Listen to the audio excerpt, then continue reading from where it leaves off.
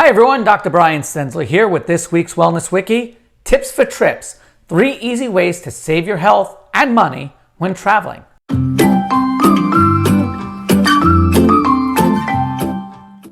For the past 2+ decades, I have been educating, empowering, and inspiring my community to make conscious choices about proactively living a wellness lifestyle.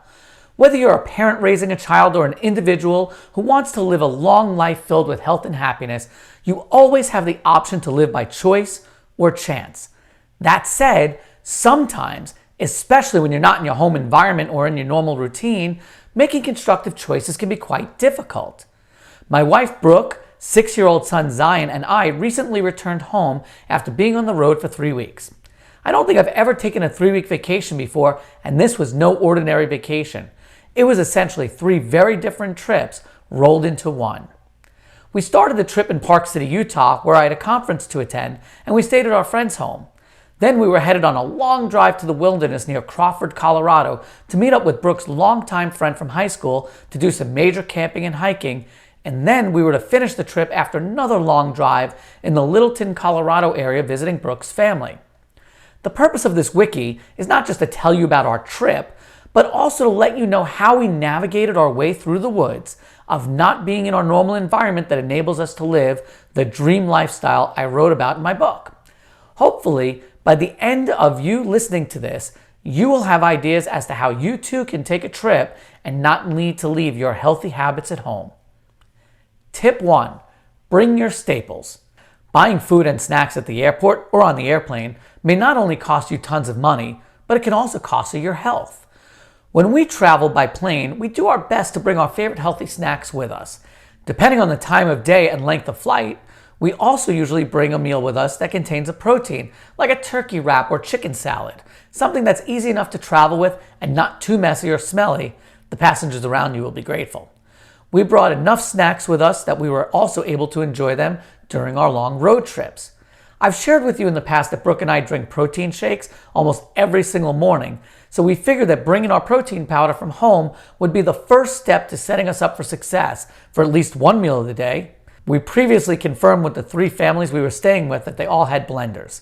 And to see my protein shake recipe, just look in the description here on YouTube. Tip 2.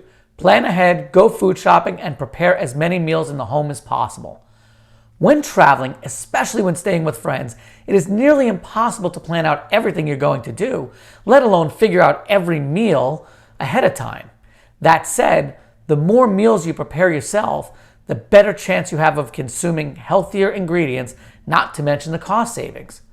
I am also well aware that most people are not as informed of the negative impacts found in my 4 deal breakers: hydrogenated oils, corn syrup, artificial sweeteners, and artificial food colors, and I find them plentiful in the homes of almost everyone I visit. Therefore, when they tell me to make myself at home, I rarely want to consume many of their food items, nor do I want to serve them to Zion. Avoiding their food without insulting them can be quite tricky at times, but if you do it tactfully and lovingly, hopefully you can sometimes inspire them to even make different food choices in the future. While it may seem uncomfortable cooking meals in someone else's home, I can assure you that the hosts appreciate it more than you'd expect. When we arrived in Utah, the first place we went to was Whole Foods and then the Costco in Salt Lake City, which happens to be the largest Costco in the world.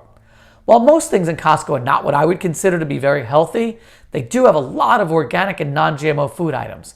Knowing that we'd be staying with friends and family over the next 20 days, we knew that the food we purchased would be shared with everyone in the homes, and we were more than happy to contribute.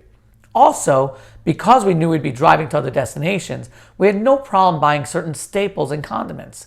Whatever we didn't finish consuming with the family we were staying with, we would either leave it with them or take it with us on the next journey. We bought additional ingredients for our shakes, along with eggs, tons of fruit and vegetables, grass-fed beef for when we weren't eating fresh elk, free-range organic chicken, and healthier desserts. We even bought our own ketchup for burgers and marshmallows for s'mores during the camping trip, since almost all conventional brands use corn syrup. We also chose to purchase trail mix that was tasty enough to enjoy and filling for our 20+ miles of hiking, but didn't contain items like M&Ms that include lots of destructive ingredients such as artificial food dyes. And this is why it is very important to know how to read food labels. If you don't already have my guide to reading food labels, Download it, use the link here in the description. Tip 3, investigate restaurants.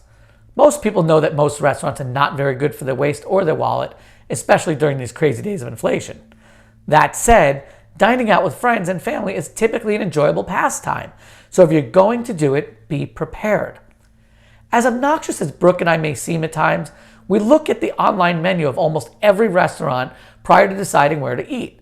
Not only do we look at the prices for the food items that we enjoy, but we also especially try our best to determine how the food is prepared, what types of ingredients they use, and whether it's made fresh versus canned, frozen, and microwaved. And for me, I'm definitely that guy that rarely just tells the server what I'd like.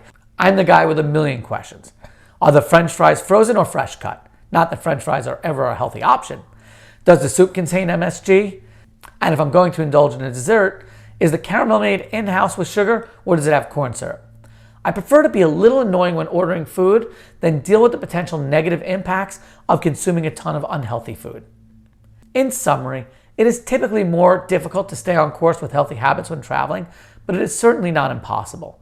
Just because you're taking a trip does not mean you need to leave your healthy habits at home. This is also a great opportunity to teach your kids that they can continue to eat clean food even when traveling. The habits they witness as children will impact the choices they make as adults.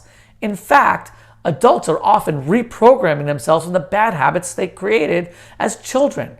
For example, Brooke was programmed to associate eating popcorn at the movies, and for me, it was Raisinets. It took Brooke years to enjoy going to the movies without popcorn, and me, I'm still working on it.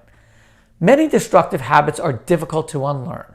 If we let our kids splurge on junk food when traveling, they will associate their future trips with an overindulgence of garbage.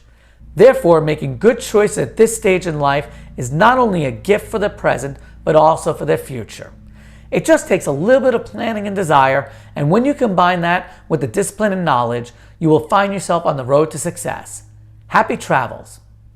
If you enjoyed this week's Wellness Wiki, please share it with others and be sure to subscribe to our YouTube channel so you'll never miss a message that may change your life or that of your family. Until next time, we look forward to helping you and your family live your dream every day.